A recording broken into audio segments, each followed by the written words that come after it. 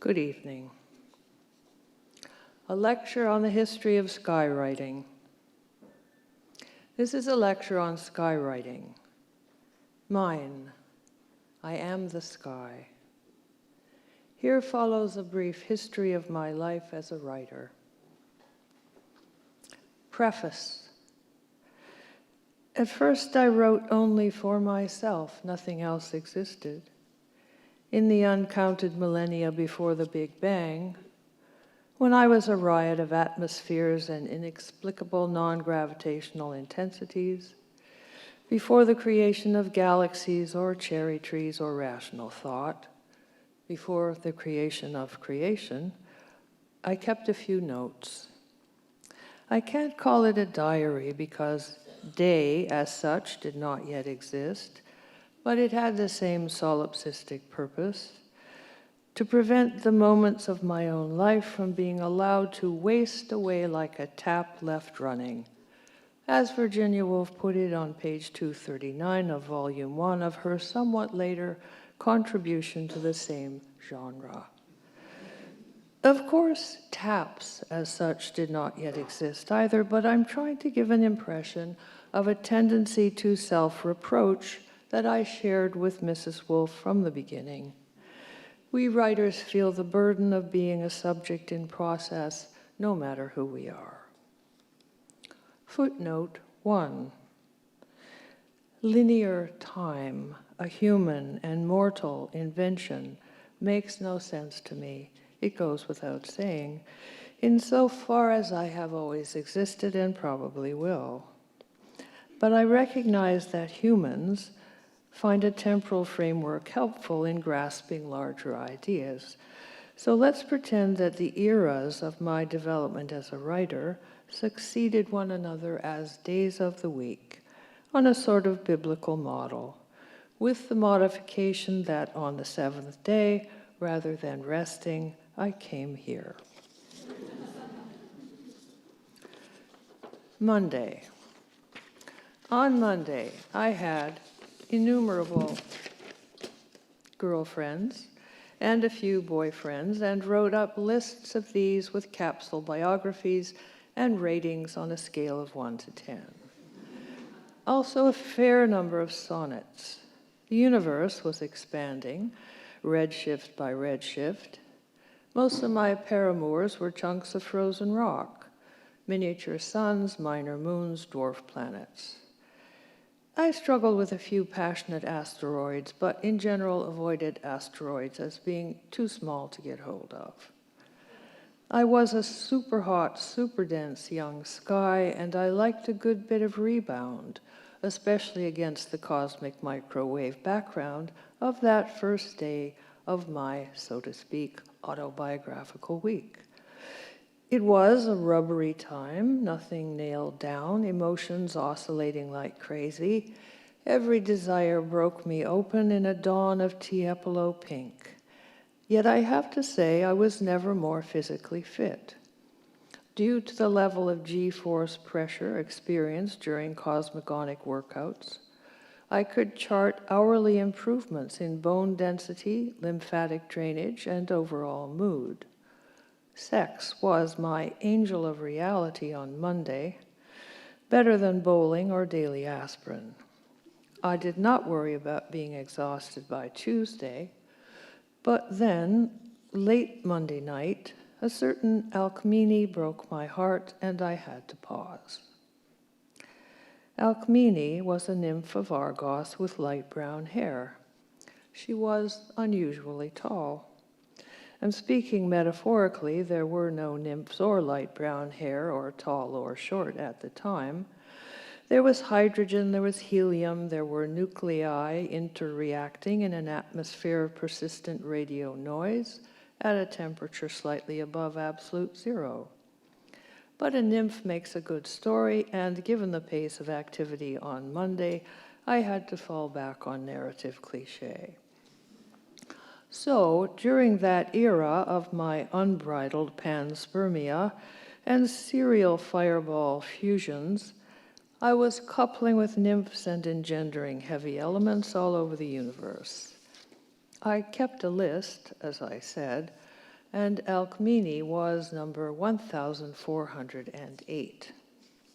I saw no reason why my 1408th nuclear interreaction should be any different than the previous 1407, but there you go, the heart has its reasons, which reason knoweth not. As someone said, it was Pascal. I liked Alcmene much too much. She liked me not at all. Technically, she was already married, had stopped expanding her galaxies, but I was undaunted.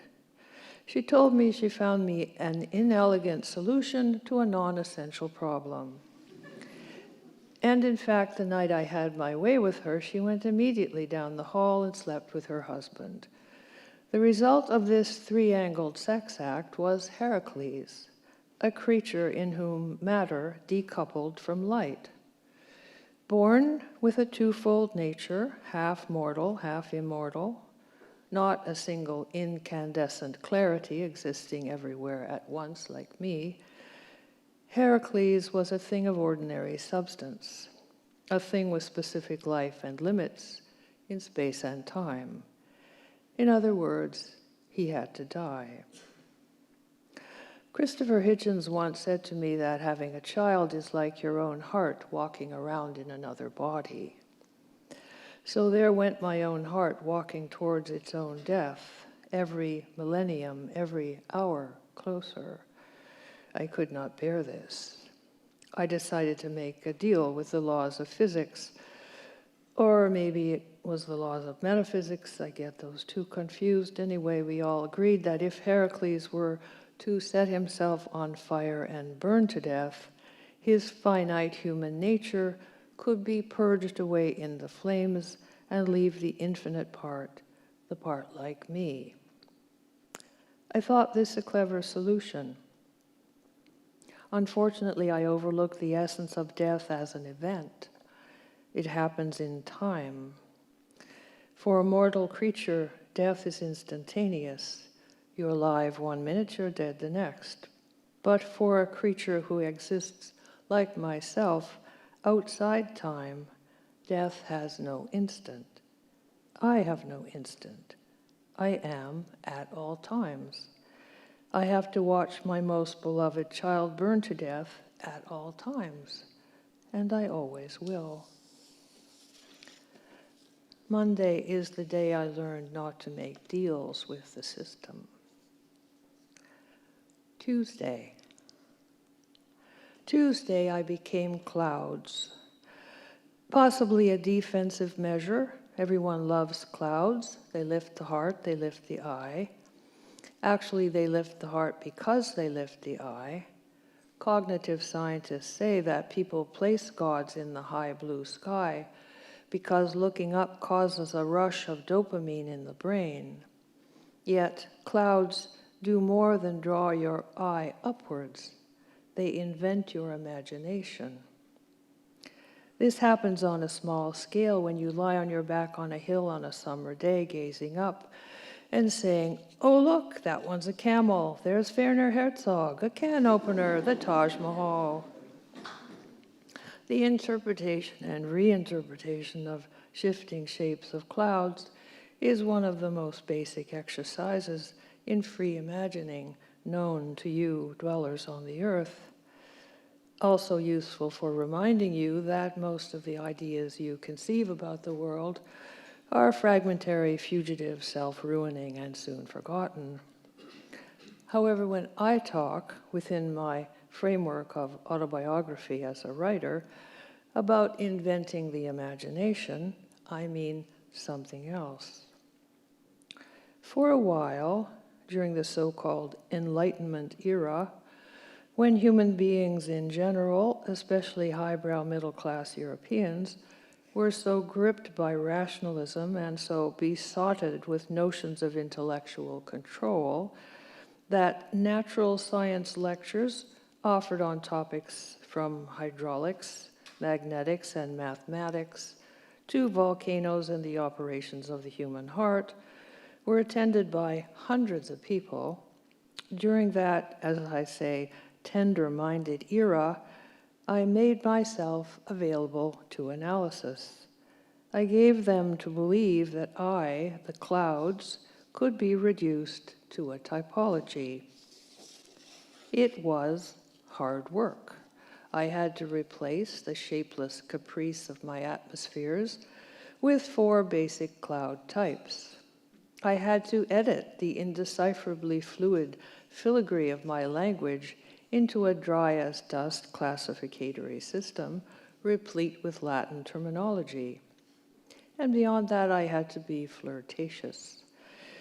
If you bring a concept or category up close enough to the human mind to be very, very attractive, and then whisk it away so it stays out of reach, it becomes erotic. Flirting is not in my nature, but who would be bothered doing science if it weren't erotic? The 4 basic cloud types, as defined by amateur nephologist Mr. Luke Howard in a lecture at Plough Court in London on 10th December 1802, are cirrus, cumulus, stratus, and nimbus. Cirrus, from the Latin for lock of hair, means a tendril or fibrous shape. Cumulus, from the Latin for heap or pile, means a heap or pile.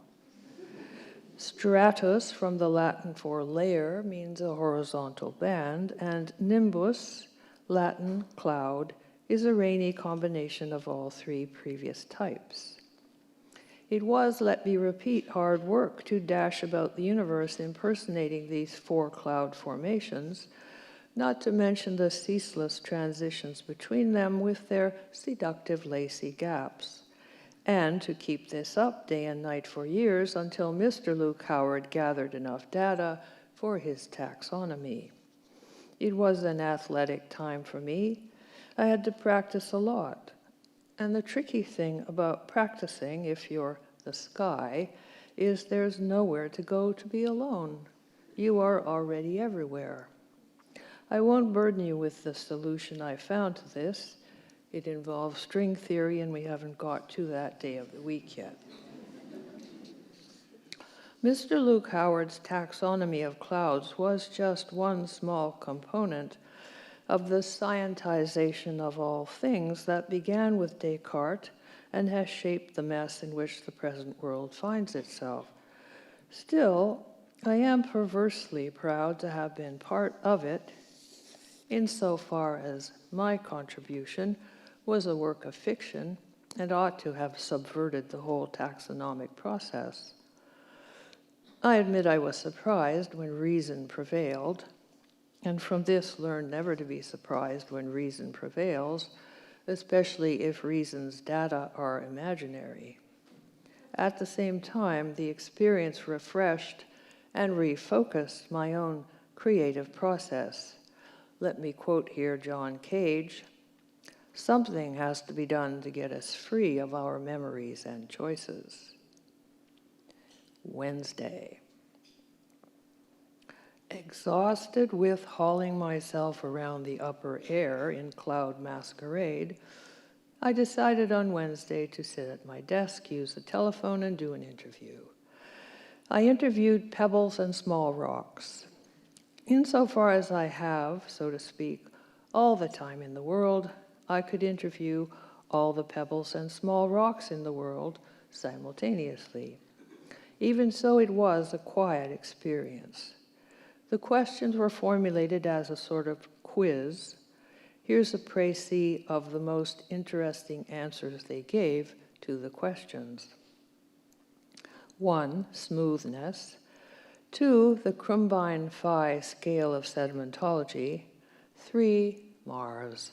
4, golf on Mars. 5, put up signs expressing state of mind. For example, yes, I love you, help.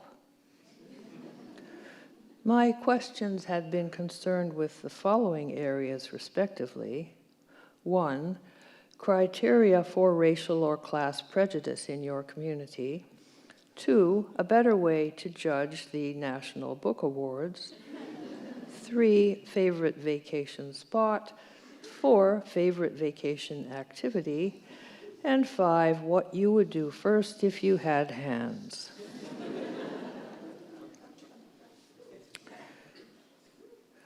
Well, the Pebbles and Small Rocks interview didn't even take all morning, so after lunch, I picked up the phone again and called that gentleman everyone was waiting for in the latter part of the 20th century.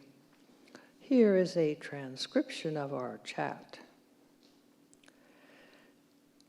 First things first, do I call you Godot or Godot? Why not use my first name? Okay, what's that? Rusty. So, tell me, Rusty, how did it all get started, the non-arriving? Started in a thinness. What sort of thinness? Thinness like that plate you climb back over from behind when waking from a very flat dream. Any narrative trajectory? Keep moving at all times. Avoid touching the hole at the center of the thinness. What's the hole for? Discourage snooping. Any music? Oh, honky-tonk sort of thing, mostly percussion. I didn't like it. I didn't do the music. What about lighting? Floodlights. Oh, Rusty, how exhausting. Yes, exhausting and boring. I would have been monumentally bored had I not met Yoko Ono, who gave me several suggestions for passing the time. Like, for example? Like, for example, send a note of appreciation to silent, courageous people you bump into. Metal workers, mothers, street sweepers, etc. Keep doing it. See what happens. Maybe that's a good note to end on, faintly redemptive. Oh, but I have quite a few anecdotes left. You know, Rusty, it's been a hard morning for me. How so, Mr. Sky? I've been trying to get a few sound bites out of the Pebbles and Small Rocks. Pebbles and Small Rocks, say no more. You know them? He auditioned a whole lot of Pebbles and Small Rocks before he hired me. One can see why. Oh, sure, good looks. Lots of natural talent, but no method, no sense of elsewhere. Pebbles and Small Rocks don't know how to bring it up from inside. But did you enjoy working with him? God know what a monster. If ever we asked him questions about the text, he'd warn us to be on guard against committing reason. Sounds like John Cage. Much harsher man than Cage. Build a little kingdom, then shit on it, he'd say. I am familiar with that impulse. Well, time for my afternoon nap. Goodbye, Mr. Sky. Thank you, Rusty. It's been a consoling hour. Thursday. Maybe because Wednesday had been a good day, almost Proustian, I made the mistake on Thursday of attempting to write a memoir of childhood, and all but vanished into its vortex of prehistoric pain. There were mountains on mountains, mothers frustrated, fathers castrated, brothers and sisters driven down to hell, the usual family horror and disputes about using the car. I won't bore you. I drew a big X through the manuscript, deleted it from the computer, and sent a note to Yoko Ono. Footnote 2. Memoir writing was, for me, a process that entailed long periods of silent reflection, during which I tried to keep my mind motionless and my eyes downcast. Here is my favorite thing to look at with eyes downcast. Forest shade, lake shade, poplar shade, highway shade, backyard shade, cafe shade, down behind the high school shade, cow shade, carport shade, blowing shade, dappled shade, shade darkened by rain above, shade under ships, shade along banks of snow, shade beneath the one tree in a bright place, shade by the ice cream truck, shade in the new car sales room, shade in halls of the palace just as all the electric lights turn on, shade in a stairwell, shade in tea barrels, shade in books, shade of clouds running over a distant landscape, shade on bales in the barn, shade in the pantry, shade in the ice house, the smell of shade, shade under runner blades, shade along branches, shade at night, a difficult research, shade on rungs of a ladder, shade on pats of butter sculpted to look like scallop shells, shade to holler from, shade in the chill of bamboo, shade at the core of an apple, confessional shade, shade of hair salons, shade in a joke, shade in the town hall, shade descending from legendary ancient hills, shade under the jaws of a dog with a bird in its mouth trotting along to the master's voice, shade at the back of the choir, shade in pleats, shade clinging to arrows in the quiver, shade in scars. Footnote 3. Meditating on shade led me to ponder absent presence in general, and to begin to worry about those many sky-related questions you will undoubtedly still have after this lecture is finished. For example, is the sky blue? Is the sky round? Is it proper to use the informal second-person singular pronoun tu or toi when addressing the sky? Do hawks and falcons look so fantastic, rising and falling because they have the sky as background, or would they look equally good flying through mud or a piece of corduroy? Ontologically speaking, is the sky something or merely what is left over because everything else has edges? Can the sky break? If it broke, could it be built again? If built again, would it change its ways? Is there one sky or many? If many, do they know about each other or wonder? Are there some outcast skies? Is it true the question mark derives from the shape of the tail of a cat when surprised? Sorry, unfair question. Here's another. If a scholar of the Rig Veda went to a Chinese restaurant, what would his fortune cookie say? Answer, congratulations, you love Chinese food. Footnote 4. Excuse me.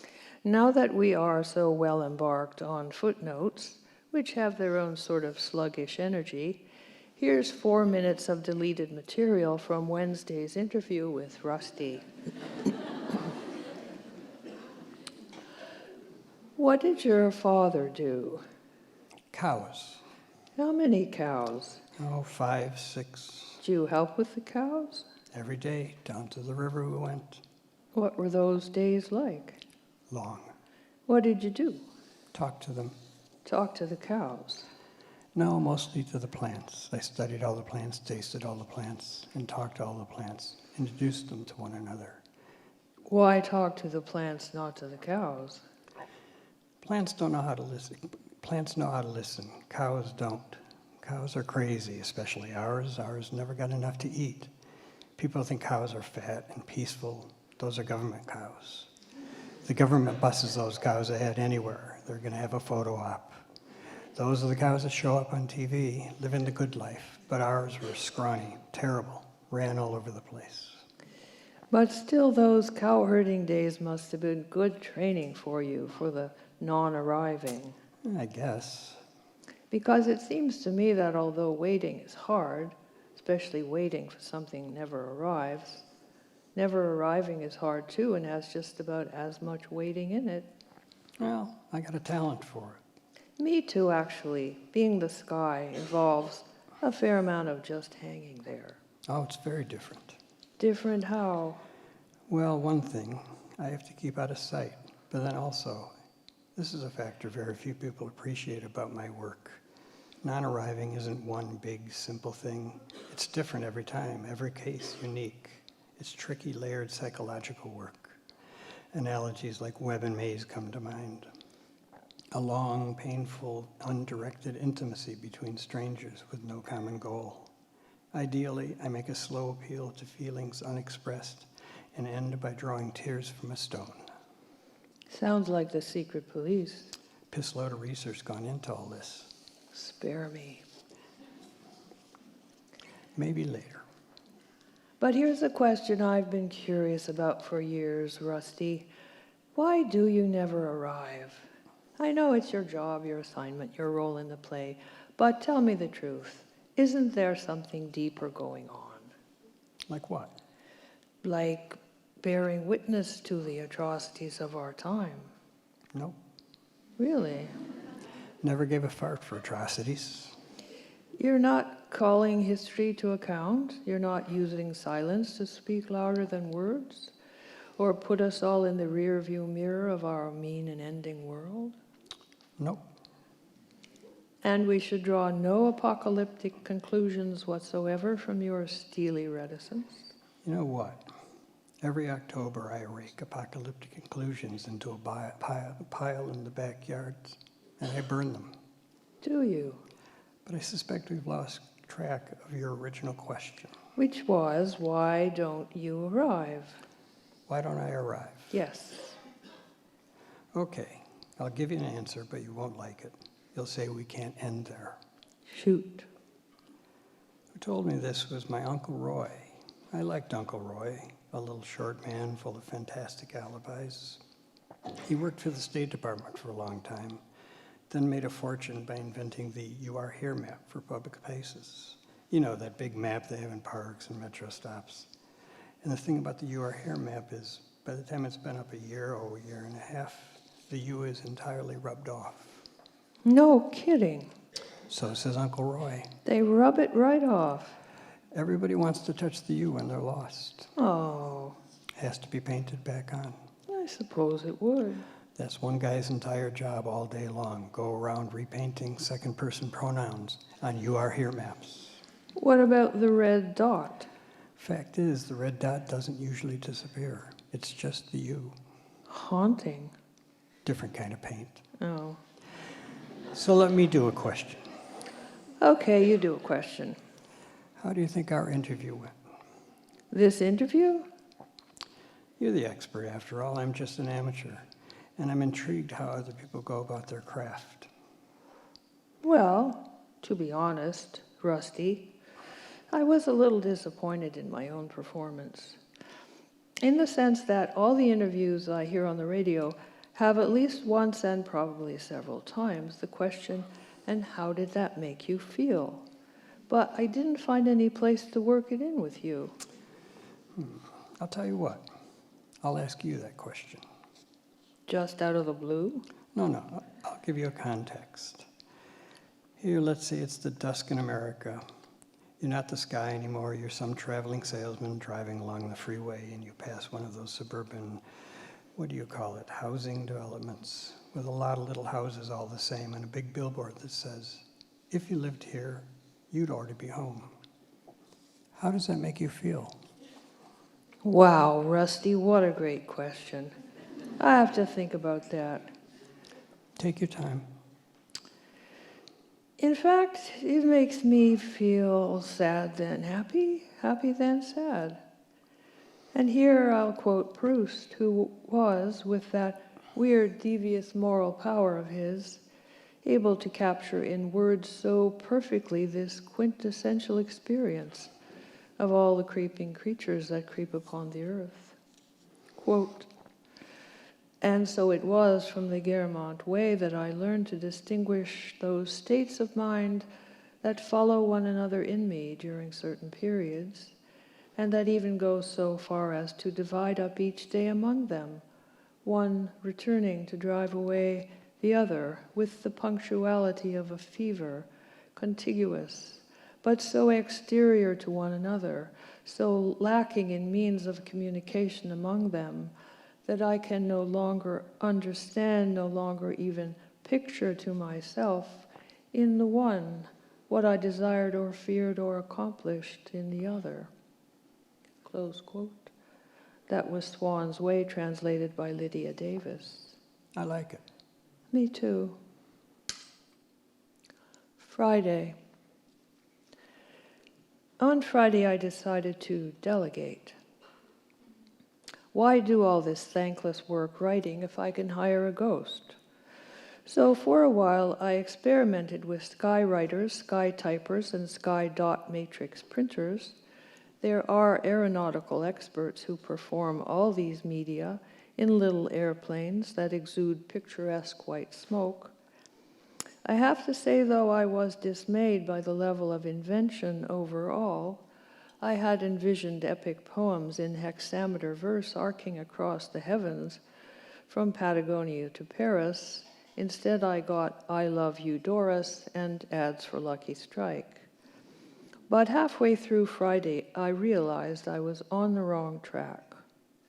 I was looking to the public for what could only be private. I had to step back from the marketplace to the inside of the mind. That's when I became a Hindu, or at least very deeply interested in what Hindu scholars of the Rig Veda mean by writing. The hymns of the Rig Veda contain the following suggestion, quote, "Something only exists if consciousness perceives it as existing. And if a consciousness perceives it, within this consciousness there must be another consciousness perceiving the consciousness that perceives," and so forth. You can pursue this regress in an inward direction, as Vedic scholars do, or you can go the other way and find sky upon sky upon sky, perceiving all the degrees of consciousness in the cosmos. You need to take a breath to think this, and your breath is the thinking.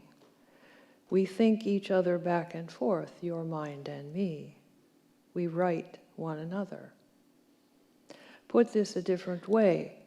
Consciousness and sky, or mind and cosmos, are organically related. They mirror and enact one another. The Vedic scholars whose care was to transmit the thousands of hymns and ritual directives and meditations that comprise the Rig Veda did so for 3 millennia by oral tradition, without writing down a single word, because they saw the text inscribed inside their minds. Of course, they had to pay attention, and for the most part, they were fantastically scrupulous, both in reading these inward texts and in performing the rituals prescribed by them. But a wonderfully forgiving aspect of Hindu thought, to me at least, is the notion they had that if someone made a mistake in a ritual, a witness who noticed the error and who knew the correct text could mend the mistake on the sky of his mind, and so make the cosmos perfect again, microphysically. I spent the rest of Friday noticing various acts of mending going on throughout the cosmos, here and there. I felt calm and hopeful. Then, about 12 o'clock, my mood changed. I'm not sure why. It was midnight, but darker.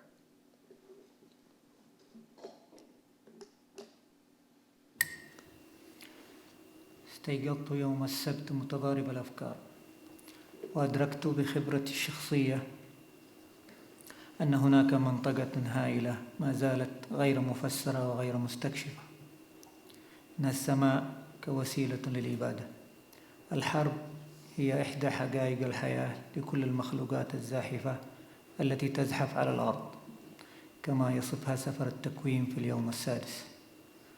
والحرب على الأغلب هي تاريخ لأشياء طيارة قاتلة، رصاص، قنابل، أقواس، رماح، الياقات الكبيرة، الفرقة ب52، السهام السامة، الغازات السامة، الأسلحة النووية المحمولة، المدافع، الطائرات بدون طيار، الفتاكة. دفعتني غريزة الأولى إلى تدوين ذلك كله في رواية جريمة سريعة الإيقاع. لقد وقعت جرائم بالتأكيد. اكتشفت استحالة وضع ذلك العمل الشرير الطويل في جبرية بسيطة تربط بين السبب والنتيجة. جرائم الخيال مكثفة دوما، تأثيرها على القارئ يكمن في تجسيد أوجه مكوناتها الجبرية: الضحية، المجرم، المحقق، الخير، الشر. أما الحرب فقد تعاظمت حتى أصبحت بلا وجه عبر تاريخها. بلا ريب فقد نظر كل من هيكتور وأخيل إلى عين أحدهما الآخر في ميدان المعركة. ولكن في 1092 وجد البابا أوربان الثاني ضرورة في تحريم القوس والنشاب، ذلك بسبب بعد المسافة بين القاتل والضحية. وفي القرن 21 بكبسة زر واحدة يستطيع جندي في ولاية نيفادا قتل أو إحراق 5 في الباكستان. تقول فكرة قديمة: بدون وجه لا توجد أخلاق، لكن بدون وجه أيضا لا عمل لي، لا شيء ليكتب عنه.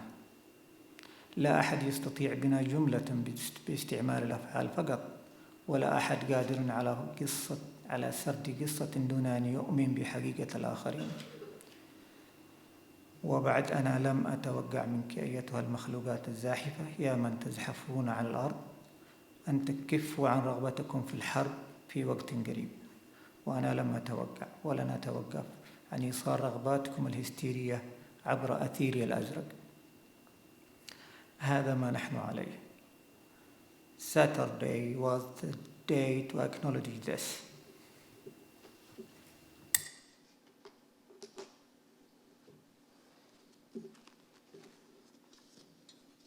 Saturday I awoke conflicted, for I realized, autobiographically speaking, that there was one vast area of self-experience as yet unexplored and unexplained, namely sky as a medium of annihilation. Warfare is a fact of life for all the creeping creatures that creep upon the earth, and warfare is mostly a history of death-bringing stuff flying through the air. Bullets, bombs, bows and arrows, Big Berthas, B-52s, poison darts, poison gas, portable nukes, cannonballs, curses, lethal drones. My first instinct was to fashion all this into a fast-paced crime novel. Certainly there were crimes. But it proved impossible to condense that long evil-doing into a simple algebra of cause and effect. Crime fiction is very condensed, and its impact on the reader derives from giving a face to the algebraic components: the victim, the criminal, the detective, the good, the bad. Warfare has grown increasingly faceless throughout its history. Surely Hector and Achilles looked into each other's eyes on the battlefield, but in 1092 Pope Urban II found it necessary to outlaw the crossbow as being inglorious due to its distance from death, and by the 21st century a soldier in Nevada can push a button and have 5 people in Pakistan burst into flame. Without the face, no ethics. This is an old idea. But also without the face, no function for me, nothing to write about. No one can make sentences using only verbs. No one can tell a story without believing in the reality of other people. Yet I don't expect all you creeping creatures that creep upon the earth to stop wanting warfare anytime soon. And I don't expect me to stop delivering the hysterical valentines of your desire through my beautiful blue air. That's who we are. Saturday was the day to acknowledge this. Every writer's week arrives at a Saturday, a day when he wishes it were Monday again and he could start over with the innocence of his first sonnets, or even the relative rectitude of Tuesday, when the Enlightenment was dawning and Immanuel Kant was writing sentences like, "Two things move me to wonder, the starry sky above me and the moral law within me." Those starry skies don't come back. So now it is Sunday. Creation rests. I close my notes. Like every author, when I come to the end of a piece of writing, it is quite clear to me that I will never write again. The upper air, the middle air, the lower air is blank. Blankness plunges out of it. Blankness plunges out of it and goes elsewhere. And I suppose it will arrive. The end.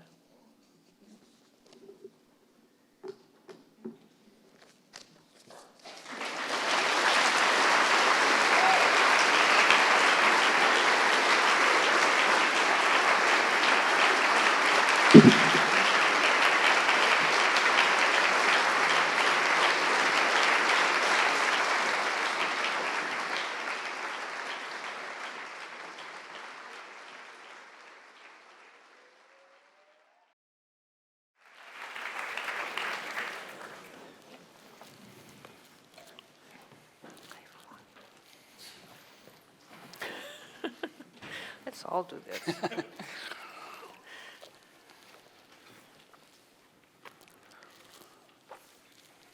Oh, I forgot my pages. Sorry, forgot my script. Ladies and gentlemen, Anne Carson. Hang on there, I forgot my script. Oops. Okay, now we're here. Currie. Yay. Mr. Ben Whishaw. And I'm Simon McBurney. Yay. Ben and I are going to read a few things. First one is a sestina, and I have to explain a little bit about this poem. What is a sestina? As you may or may not know, it's a 6-stanza poem. Each stanza has 6 lines, and the word that comes at the end of each of the 6 lines of the first stanza has to recur in all the other stanzas in a different order. So you have the same line endings shifting through the rest of the poem.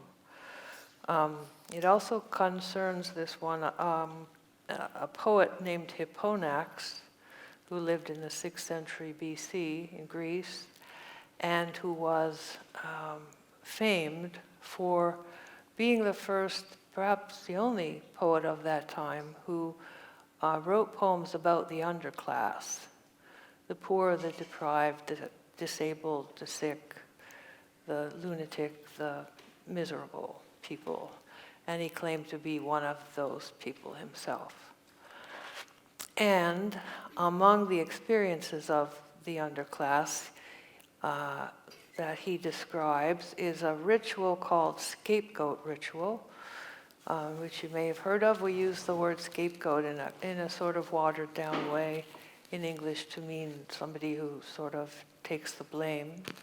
But in antiquity, it was a very serious religious and political institution whereby some evil existing within the community could be located upon a certain person, and that person expelled from the community, and the community therefore purged of the evil. So, Poverty Remix, Sestina. Poverty is a scapegoat. We drive them out. Hermes, I shiver like crazy. Give Hipponax a cloak. Don't look it in the eyes. We forbid you asking, in God's name, for bread. We distinguish relative, some teeth, from absolute, no teeth, poverty by an algorithm. Hipponax invented a poetic meter called limping iambic, deliberately ugly in rhythm. Longing and violence built up over a lifetime, unloaded on the scapegoat. Did you think the Black Death, with its depopulation of Europe by 1/3, would bring an abundance of bread. Instead, everything ran out. Stinginess blazed from all eyes. Never mind morals, no one had a fig or a cloak. Beware the ruses and swindles of the poor, many of whom already have a cloak. You say, is poverty so different? We want things, it wants things, similar rhythm? Note, shame lives upon the lids of the eyes. First we wash you in the angel's tenderness. Dear little filthy farting goat, then out. Well, yes, we keep all the bread. We forbid you using the God card casually for bread. We forbid you touching our cloak. No gloves, here's $1. No hands, out. And this Hipponax, who was he, with his scatological girls and cockshaker rhythm? Buffoon, impostor, caricaturist, scapegoat? Hunger came parching out of his eyes. We have a little game. Take turns looking in the eyes of that filthy farting one with his filthy farting bread, who, we're sure, has volunteered to go forth as scapegoat from the folds of our sacred civic cloak and the beat of our reddish foam rhythm. Count 4 when you breathe in and 6 when you breathe out. Tell me, is drive them out the same as have stones for eyes? Sung in a shame-resistant, extra-grammatical, grand nasty mother fig fucker flogged rhythm that soaks the bread in blood and rips the cloak off the scapegoat. Why does poverty exist? Because stinginess does. In its macroeconomic law of demand and demand, cloak. In its ritual pharmakos, we beat them with branches, cloak. In its pity and barley cakes, they might be faking it, cloak. In its war against idleness, we're all debts owed to death, cloak. In its enough if they do not die of hunger or cold, Martin Luther, cloak. Give Hipponax a cloak. Give Hipponax a cloak. Give Hipponax a cloak. Give Hipponax a cloak.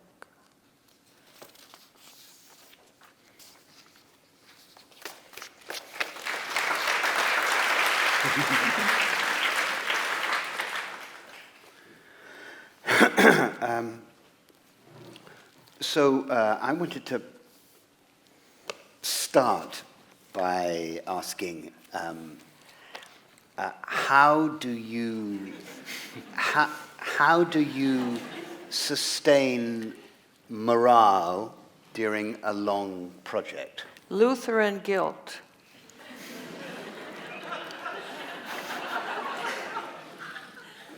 How do you sustain morale during a long project? Bourbon. But how do you sustain morale during a long project? Just smile. But how do you sustain morale during a long project? Pills can help.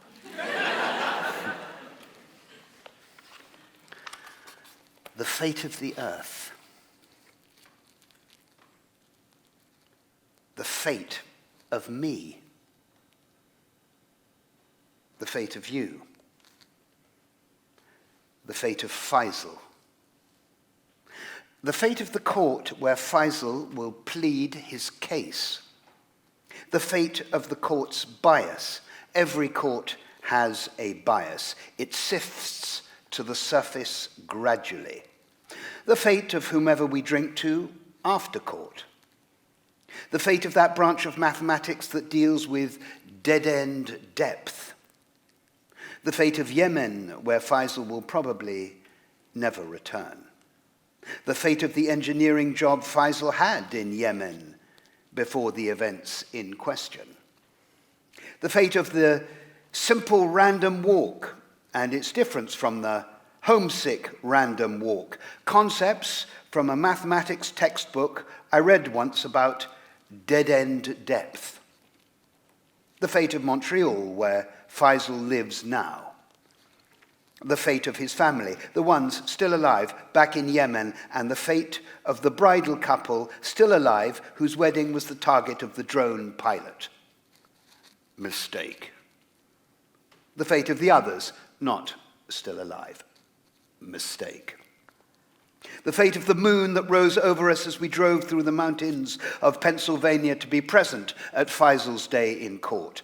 The fate of the silveriness of the moon that no words can ever describe. The fate of the bright, sleepless night. The fate of our phones, which we decide to take to the courthouse at 9 a.m. and relinquish at the door.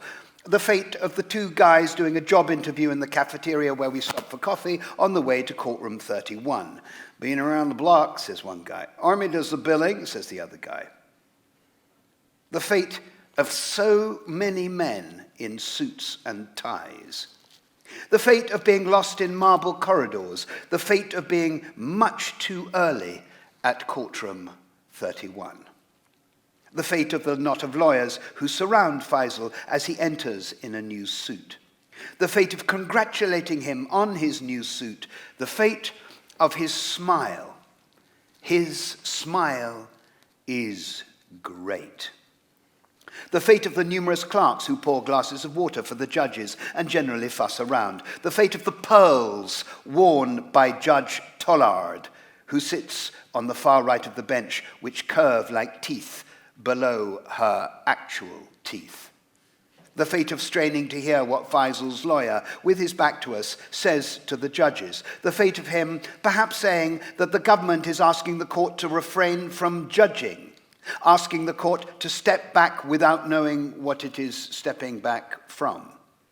The fate of proportionality, a matter of context. The fate of what is or is not a political question. The fate of the precedent called Al-Shifa, with which everyone seems familiar. The fate of a publicly acknowledged program of targeting people who might be a danger to us. The fate of inscrutable acronyms. The fate of me totally losing the thread of the argument as we distinguish merits from standing. The fate of what Faisal is seeking, which is now given as declaratory relief, new phrase to me. The fate of plaintiffs who have no chance of being harmed in the future due to being deceased, a wording that gives me pause. The fate of how all this may depend on her pearls, her teeth. The fate of the words, "We are really sorry, we made a mistake," which Judge Tollard utters in a hypothetical context, but still, it's good to hear. The fate of the government lawyer who is blonde and talks too fast, using jurisdictional many times and adding, "as the relief sought is unavailable." The fate of wondering why it is unavailable to say sorry. The fate of Judge Tollard's invitation to the government lawyer to tell the plaintiff how he might exhaust all administrative avenues of redress, as the government claims he should have done before bringing the case. "Where would he go?" Judge Tollard asks with apparent honest curiosity. "If you were he, where would you go?" The fate of our bewildered conversation afterwards about why she said this, whose side she is on, what she expects Faisal's lawyer to do with it now. The fate of the tuna sandwiches eaten with Faisal while debating this, the fate of his quietness while others talk, the fate of his smile, which seems to invite the soul, centuries ago, serving tea, let's say, to guests, the moon above them, joy. The fate of disinterestedness, of joy, of what would Kant say, of not knowing, of not understanding what kind of thing the law is anyway, for example, in its similarity to mathematics, for they both pretend to objectivity, but objectivity is a matter of wording, and words can be, well, a mistake. The fate of many thoughts that go on in Faisal when he is quiet, or the few thoughts, how would I know? The fate of the deep-sea diver that he resembles, isolated, adrift. The fate of him back in his kitchen in Montreal next week or next year, sitting on a chair or standing at the window, the moon by then perhaps a thin cry. perhaps gone.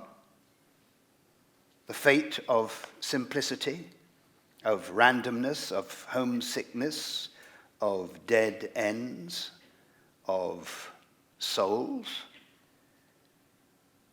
Who can say how silvery it was? Where would he go? Sorry?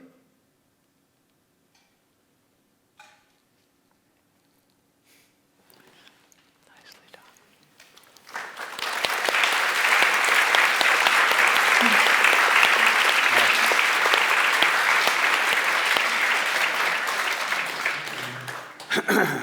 So what is your philosophy of time?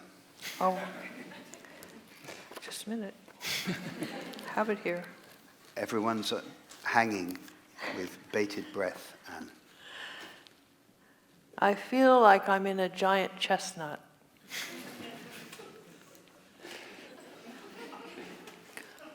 What is your philosophy of time? It's a way to travel.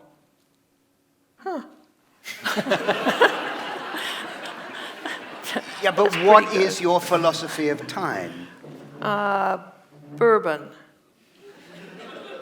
Okay, but what is your philosophy of time? Pills can help. What is your philosophy of time? Lutheran guilt. Yeah, but what is your philosophy of time? Just smile. What is your philosophy of time? Pills can help. What is your philosophy of time? Bourbon? What is your philosophy of time? No kiss. What is your philosophy of time? Do you like jail? That can't be right. I think it's right, Anne. I think it's right, yeah. Do you, okay. Okay, let's go with that. Do you like jail? Do you like jail? No, do you like jail? And then, no, but You're then asking the at question. this point it says, I'll just read this. Look, at this point it says, what is your philosophy of time? What is your philosophy of time? What is your philosophy of time? What is your philosophy of time? What is your philosophy of time? What is your philosophy of time? What is your philosophy of time? What is your philosophy of time? What is your philosophy of time? What is your philosophy of time? What is your philosophy of time? What is your philosophy of time? What is your philosophy of time? What is your philosophy of time? What is your philosophy of time? What is your philosophy of time? Anne? I take your point.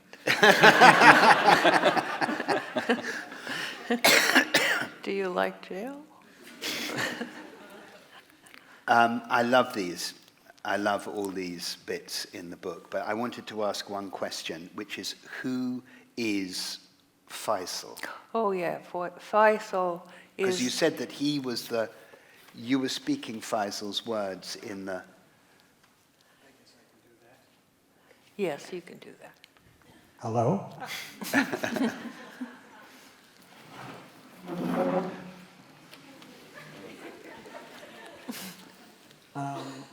Faisal bin Ali Jabbar was actually the voice in the first piece. And what he was reading was... When it was dark and, you know. So you heard that Arabic voice. And he was a gentleman from Yemen whose family was hit by an American drone attack at a wedding. And 3 people were killed. And for the last 15 years, he's been trying to get an apology from the U.S. government. And we were lucky enough to meet him doing a piece with, I believe it was Laura Poitras, about torture. And he came on stage and we said, would you read Saturday in Arabic? And he said, sure. And he had never been on a stage in his life. I mean, I'd only been on a stage twice, but anyway, he'd never been on a stage, didn't know any English. It was extraordinary. Well, there's something else about Faisal. What were you going to say? Oh, his smile. He has the most remarkable, otherworldly smile, which I think just bespeaks centuries of civility in the culture that he came from. So that's who that was. Which we really understand in the piece Fate. It's Yes, yes. You read that very well. And where is he now? I don't know. They relegated him to Montreal. because he was making claims on the American government, and the claims failed, and he was living in Montreal. And we communicated with him a few times. Then he kind of vanished lately. We can't find him anymore. And we own money from the times we've done this piece, and his voice has been in it. So someday, hopefully, we'll get a hold of him so we can pay him for his work.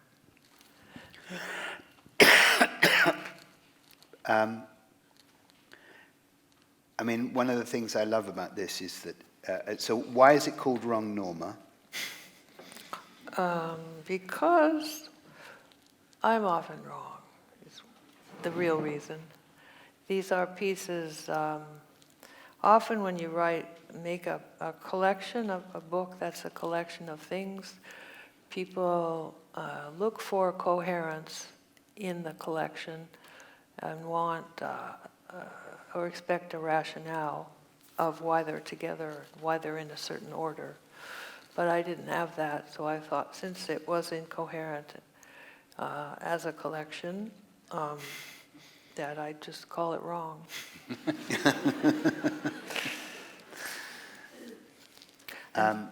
They are in order, though. They're in the most majestic of orders, which is alphabetic. No, really, it's a great invention, alphabetic order. It's so elegant, but inarguable. I didn't realize. And subtle. You see, people miss it.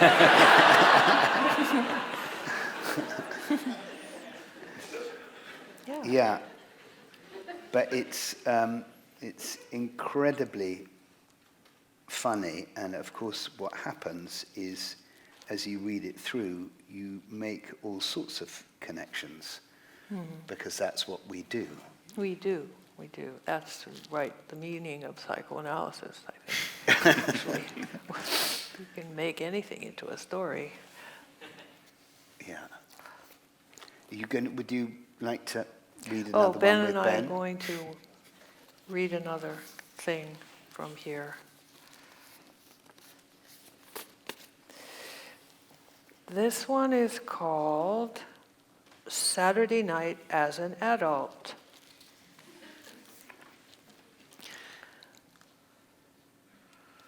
We really want them to like us. We want it to go well. We overdress. They are narrow-boned people, art people, offhand, wearing linens. It's early summer, first hot weekend. We meet on the street, jumble about with kisses, and are we late? They had been late. We'd have decided to leave. Well, That place across the street, think we went there once, looks closed, says open, well, people coming out. okay. Inside is dark, cool, oaken. Turns out they know the owner. He beams, ushers, we sit. And realize at once two things. First, the noise is unbearable. 2, neither of us knows the other well enough to say bag it. Our hearts crumble, We order food by pointing and break into 2 yell factions. one each side of the table. He and she both look exhausted from, I suppose, doing art all day. And then the new baby. We eat intently as if eating were conversation. We keep passing the bread, My fish comes unboned, I weep. pretend allergies. Finally, someone pays the bill. We escape to the street. For some reason, I was expecting snow outside. There is no snow. We decide not to go for ice cream and abruptly part, a little more broken. Saturday night as an adult, so this is it. We thought we'd be Nick and Nora, not their blurred friends in greatcoats. We cover our ears inside our souls. But you can't stop it that way. You can't stop it that way. Can't stop it that way.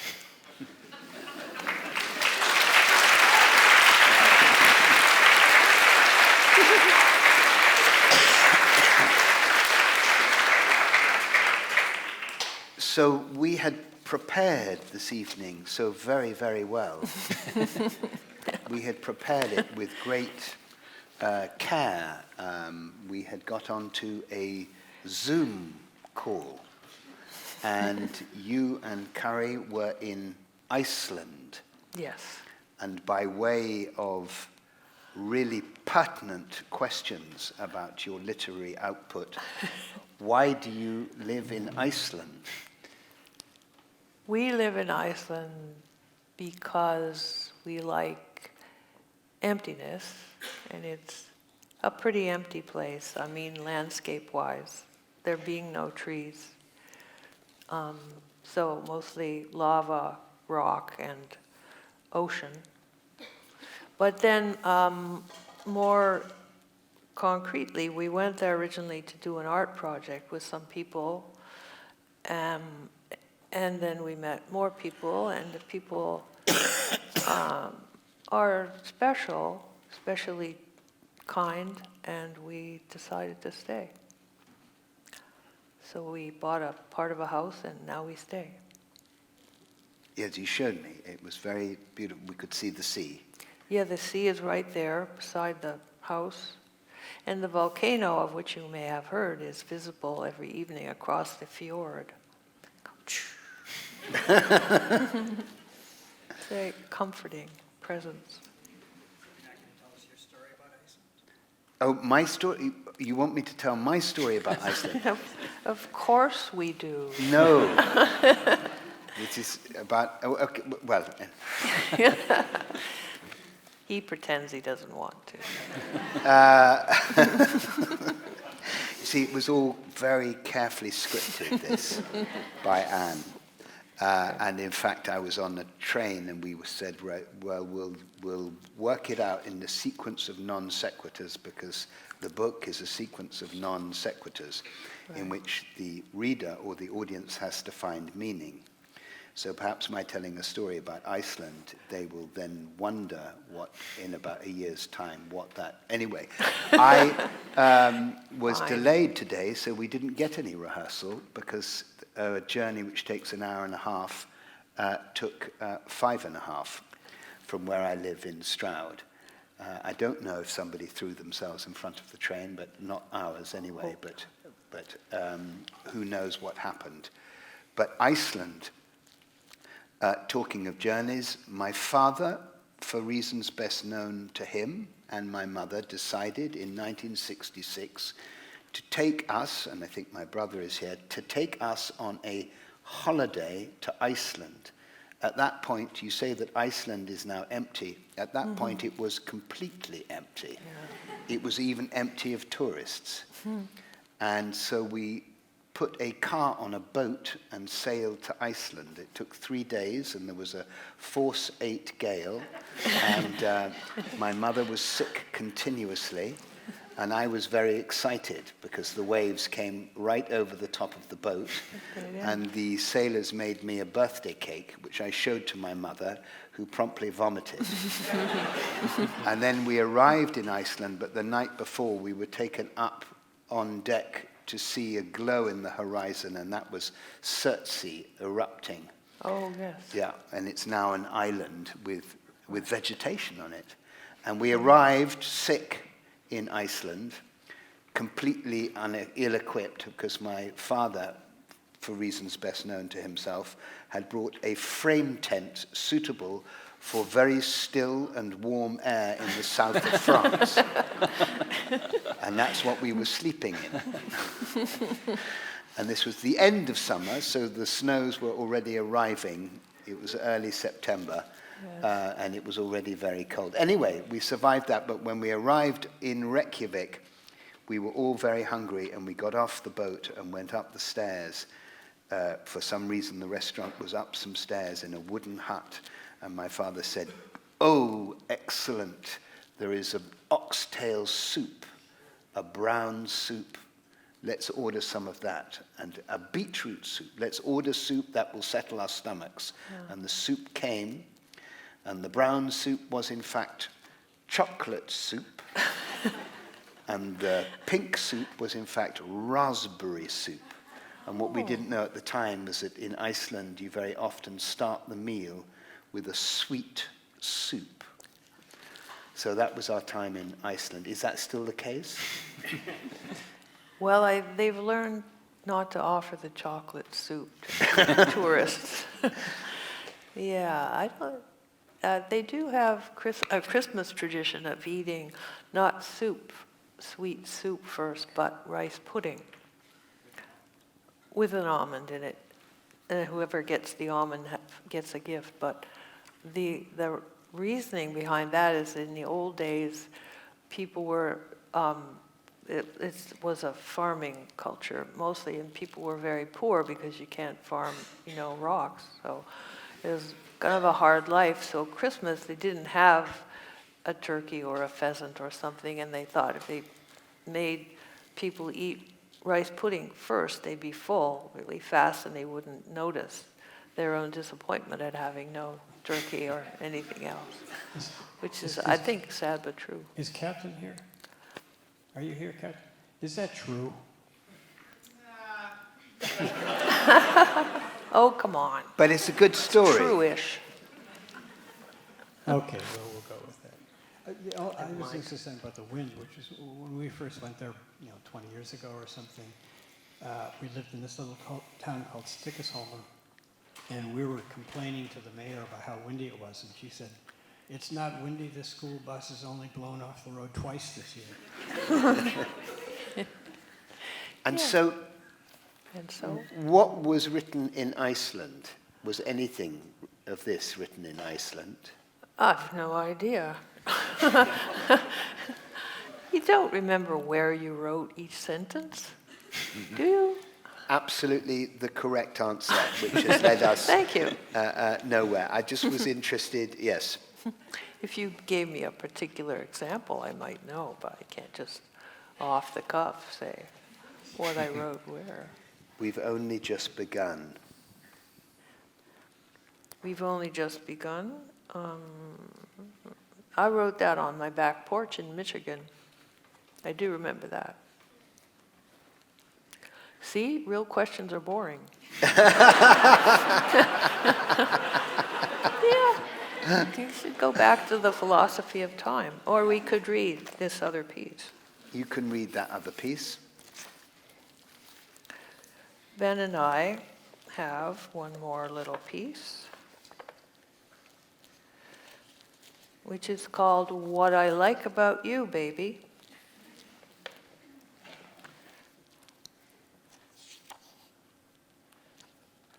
I think you start. You start. I start. You smell damp. Is it raining? Nice and dry in here. 200 seats, not even half full. Japanese Film Week? Funny how Americans dislike subtitles. You said this one's a film noir? What I like about you, baby, is your rock bottom. And what I like about film noir is No one ever reads a book, no one ever cleans their teeth, no one is ever happy except pouring a drink. and they pour lots of drinks.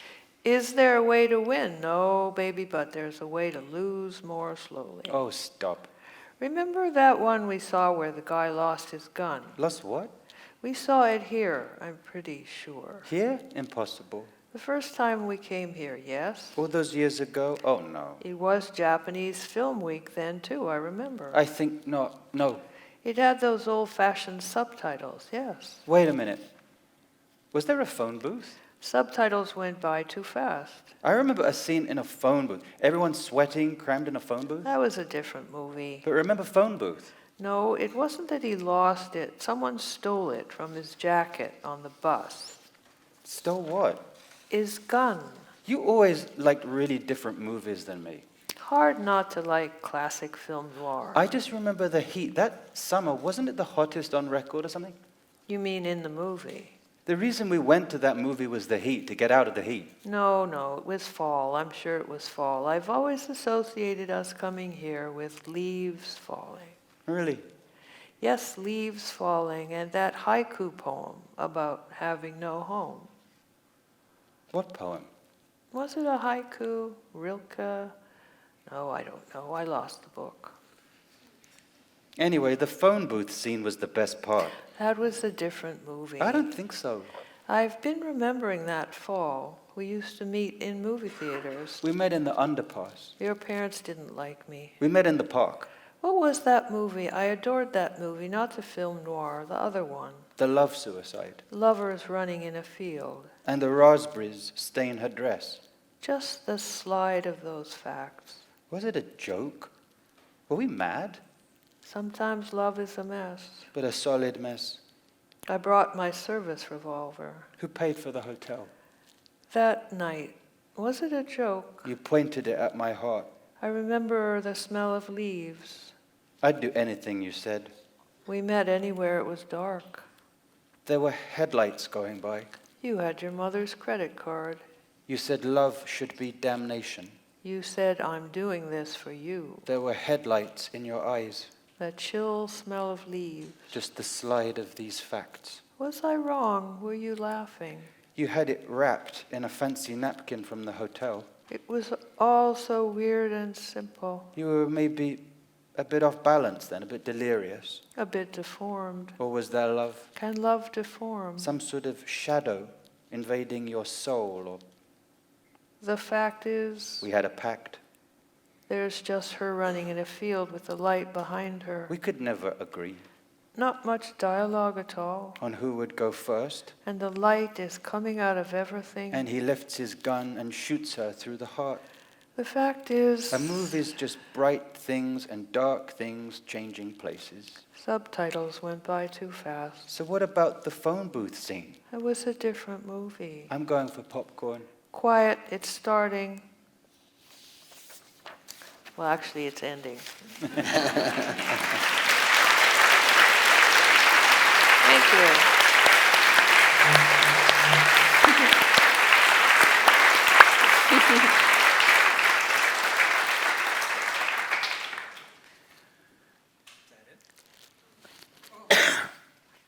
That's the end, but, But there's always another end. So let's see. We're going to do 2 audience participation pieces. And the first one, Anne. you can leave now if you hate that sort of thing.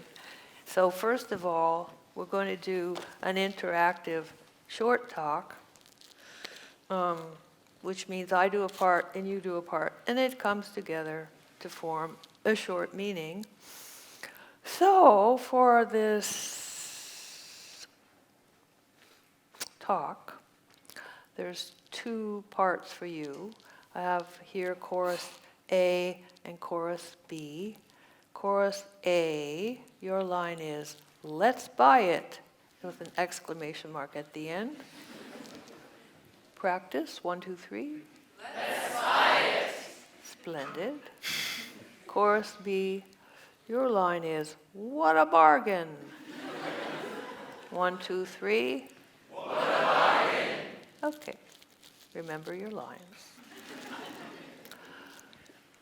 Short talk on the sensation of airplane takeoff. Well, you know, that could be true love running towards my life with its arms up yelling, let's buy it! What a bargain! Thank you. Is there another one?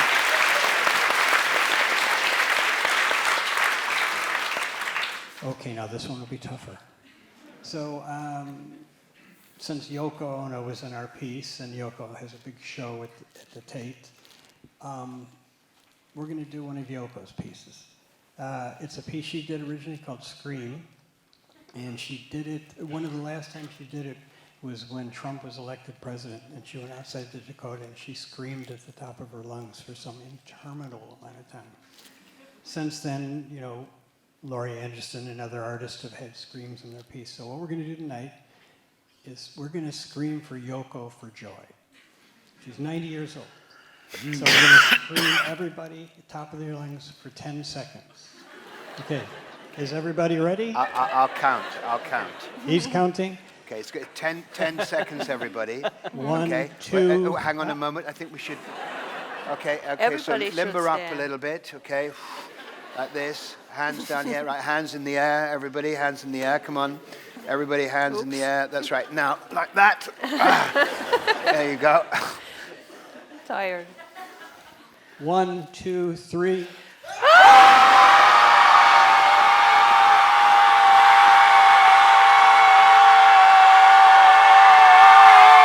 Thank you.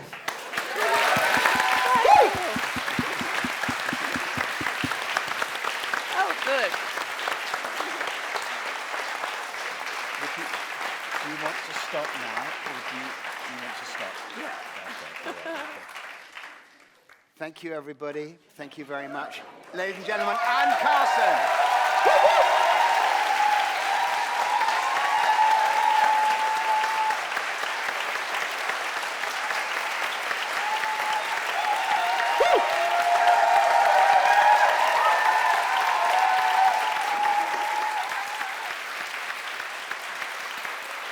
Okay.